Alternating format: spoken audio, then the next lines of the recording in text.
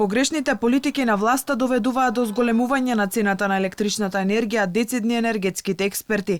Регулаторната комисија за енергетика не треба да ги штити интересите само на големите компании, туку на потрошувачите, односно граѓаните, бидејќи се паѓа на нивен грб, вели експертот Костадин Димитров за Алфа.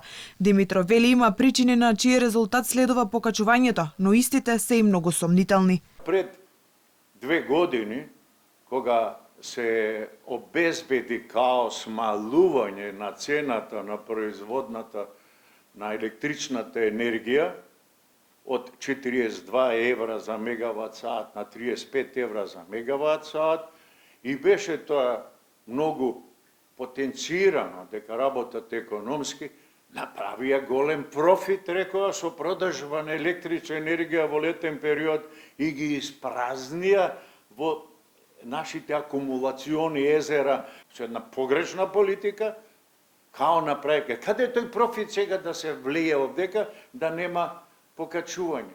Електростопанството на Македонија и МЕПСО во собственост на државата, каде директно владата управува и покрај големите добивки за период од 2 години, потонаа во минус и бараат зголемување на цената на електричната енергија од регулаторна, смета Димитров. Не знаат. Не се квалитетни, неквалитетни кадри. И не знам зашто регулаторна комисија не каже дека за производство на електрична енергија просечно во светски рамки треба толку и толку луѓе. Регулаторна има можност да ги одбие на база нова. Ако смее, што не верувам. Еден од аргументите за покачување на цената на струјата е вложувањето во зелената енергија. Ке се градело сончеви централи, вели Димитров. Ке се произведуваат 350 киловат-часови енергија, но вложувањето во проектот пак ќе бидат пари од народот. Зошто владава не помогне на народот? Еве еден обичен предлог. Од тие сите пари кои што се предвидени за ова, нека доделат на секоја фамилија што сака да гради сончеви колектори по 2000 евра.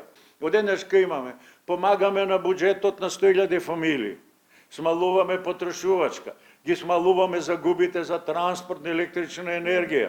Експертот наметнува и друга дилема. Ако имаме дополнителна или недостаток на електрична енергија, дали државата размислува како ќе се набави потребната, односно што ќе правиме со вишокот на произведената зелена енергија?